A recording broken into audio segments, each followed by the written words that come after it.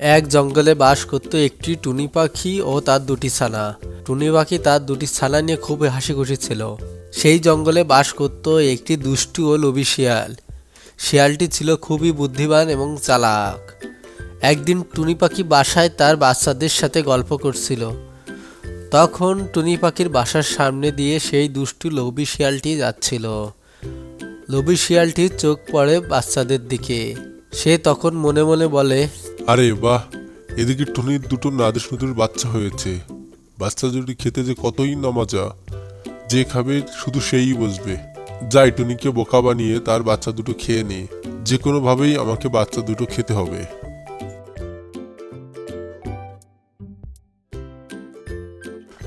টুনি, তোর বাচ্চা দুটো নিচে ফেলে দে। আর যদি না দিস তাহলে আমি গাছে উঠে তোর বাচ্চার সাথে তোকেও খেয়ে ফেলবো। তুমি কি আমাকে বোকা পেয়েছো? তুমি কি বানর না সাপ যে গাছে উঠে আমার বাচ্চাকেও আমাকে খেয়ে ফেলবে? তুমি তো গাছে উঠতে পারো না। আমি কোনো অবস্থাতেই আমার বাচ্চা ফেলবো না। তোমার যদি সাহস থাকে তাহলে তুমি গাছে উঠে আমার বাচ্চাদের খাও। আমি কিন্তু সত্যি সত্যি বলছি, আমি যদি গাছের উপরে উঠি তাহলে তোর বাচ্চার সাথে তোকেও কিন্তু খেয়ে ফেলবো। আমি তো তোমাকে সেটাই বললাম যে তুমি গাছের উপরে ওঠো আর আমার বাচ্চাকে খেয়ে যাও। আমি দেখবো যে তুমি কিভাবে গাছের উপরে উঠে আমার বাচ্চাদের খেতে পারো। ভেবেছিলাম টুনিকে বোকা বানিয়ে টুনির বাচ্চা দুটো খেয়ে ফেলবো, কিন্তু টুনি তো দেখি খুবই চালাক। আমি তো গাছে উঠতে পারি না, তাহলে কিভাবে আমি টুনির বাচ্চা দুটো খাবো? ও, বুদ্ধি পেয়েছি।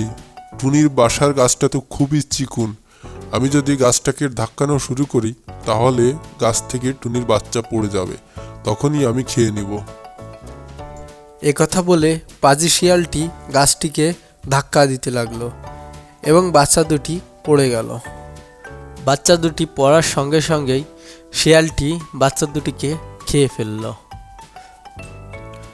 তারপর টুনিকে বলল, অবশেষে তোর বাচ্চা দুটো আমি খেয়ে ফেললাম।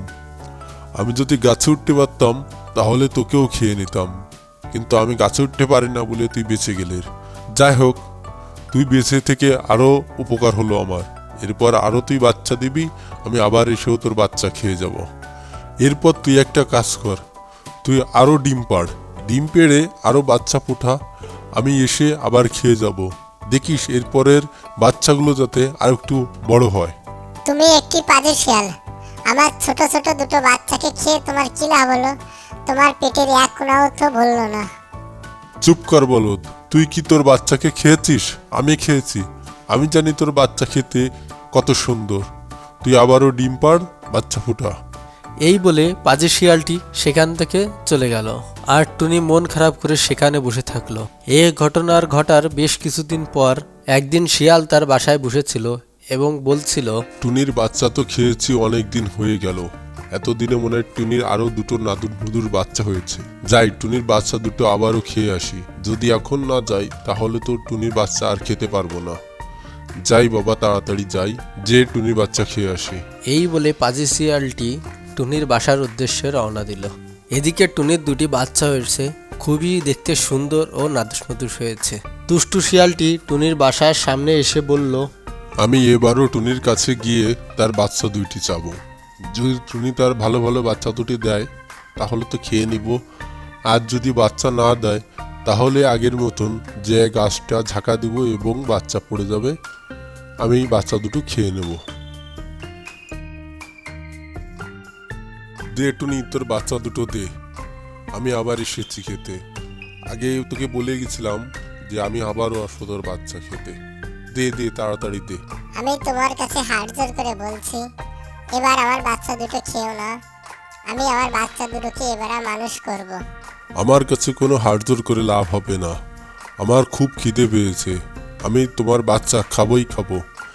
দে দে, তাড়াতাড়ি দে, আমি খেয়ে তাড়াতাড়ি এখান থেকে চলে যাই। আমার বাচ্চা দুটোর এবার একটু দয়া করো, এবারের মতন খেও না। আমি কেন এত তোমার সাথে কথা বলছি? আমি আবারও আগের মতন গাছ ঝাঁকা দিব, বাচ্চা দুটো নিচেই পড়বে, আমি খেয়ে নিব। তারপর শিয়ালটি টুনির বাসার গাছটি ঝাঁকাতে লাগলো। ঝাঁকাতে ঝাঁকাতে টুনির বাচ্চা দুটো নিচে পড়ে গেল। শিয়াল বাচ্চা দুটিকে খেয়ে নিল। বাচ্চা দুটি খাওয়ার শেষে শিয়ালটি আবারও তার নিজের আস্তানায় ফেরত চলে যায় এবং টুনি মন খারাপ করে বলতে লাগে, তুমি আমার যেভাবে বাচ্চা দুটো খেয়ে নিলে তোমার কোনোদিনও ভালো হবে না। আমার বাচ্চাকে যেভাবে তুমি খেয়েছো, অন্য একদিন তোমাকেও কেউ এভাবে খেয়ে নেবে।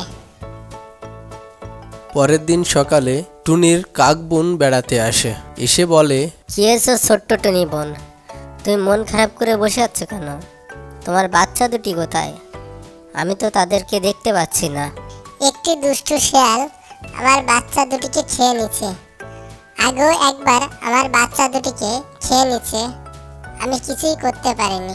শিয়াল তো গাছে উঠতে পারে না, তাহলে তোমার বাচ্চা দুটি খেলো কি করে? আসলে বোন, দুষ্টু শিয়ালটি আমার গাছটিকে ঝাঁকা দেয়, দেওয়ার সঙ্গে সঙ্গেই বাচ্চা দুটি বাসা থেকে পড়ে যায় এবং খেয়ে নেয়। আমার গাছটি খুবই চিকন ও সরু, সেজন্য শিয়ালটি খুব সহজেই ঝাঁকাতে পারে। ও, এবার আমি বুঝতে পেরেছি। তাহলে তুমি এখন কি করবে? আমি যখনই পাজি শিয়ালকে দেখতে পাবো, তখনই তার মাথায় ঠুকরাতে ঠুকরাতে তার মাথা থেকে গিলু বের করে ফেলবো এবং শিয়ালটি মারা যাবে। এরকম কাজ করতে গেলেই তো শিয়ালটি তোমাকেও খেয়ে ফেলবে। শোনো, শিয়ালটির সব থেকে শখের জিনিস হচ্ছে তার লেজ। তুমি যদি তার লেজটি কেটে দিতে পারো, তাহলে লজ্জায় শিয়ালটি মারা যাবে। তখনই শিয়ালটির উচিত শিক্ষা হবে। তাহলে সেটাই আমি করব, শিয়ালের লেজটি আমি কেটে দেব, তাহলে আমার সন্তানের প্রতিশোধের উচিত শিক্ষা হবে। এরপর কাকটি সেখান থেকে চলে যায়।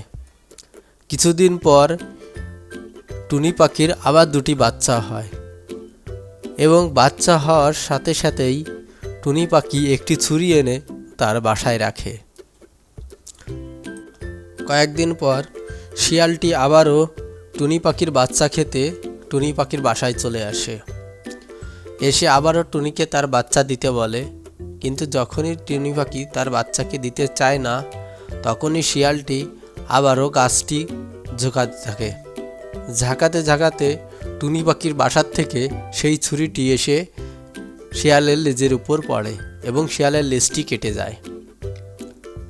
শিয়ালের লেজটি কেটে যাওয়ার সঙ্গে সঙ্গে শিয়ালটি দৌড়াতে থাকে এবং সেখান থেকে পালিয়ে চলে যায়। আর কোনো দিন শিয়ালটিকে দেখা যায়নি। আর তারপর থেকে টুনি পাখি তার বাচ্চাদের নিয়ে অনেক সুখে শান্তিতে বসবাস করতে থাকে।